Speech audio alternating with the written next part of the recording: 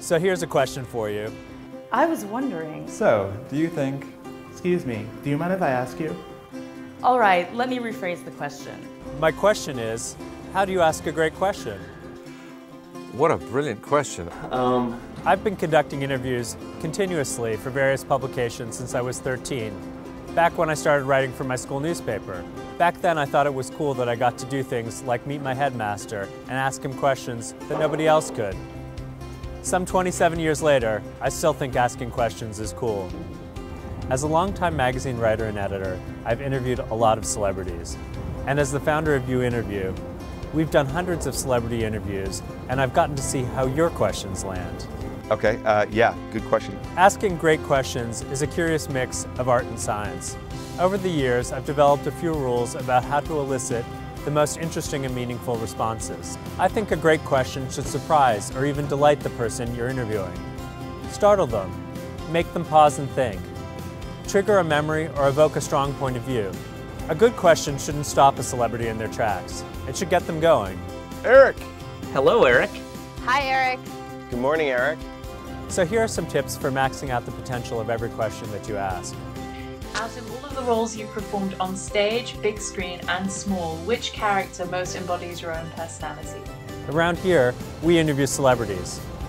But these rules apply whether you're a seasoned reporter, a blogger, or just an enthusiastic fan.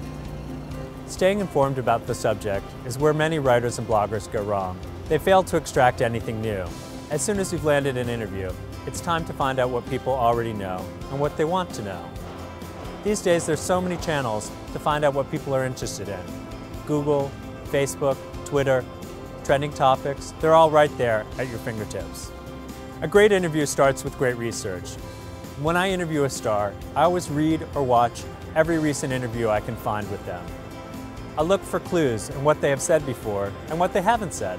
Interviewers tend to ask questions with an astonishing degree of sameness. So I make a point to look for what hasn't been asked, or maybe something that's been alluded to in an answer previously that wasn't followed up on. How do you feel about... Do you remember the first time? What's up with that? Next, I like to ask questions that invite the subject to tell me a story. This is Nick from Melbourne, Australia. I was wondering what it was like to co-star in a feature film after being the lead in Doctor Who for so many years. Once they've warmed up to you, you can really get them animated by going a bit off topic, asking them something unrelated but you know they have an interest in. How's your tennis game? Did you worry that there would be negative reactions when you picked sides in the last presidential race? Where's the craziest place you've gone on vacation? You probably don't want to have your very first question be unrelated to the subject at hand, but I always like to throw something in near the end that can really get things animated. Finally, and this is the most important rule, ask the questions you really want answered. Those are always the best and most interesting. What's the craziest song you have on your iPod? When you were in grade school, what celebrity did you have a crush on? So, tell me, what do you want to know?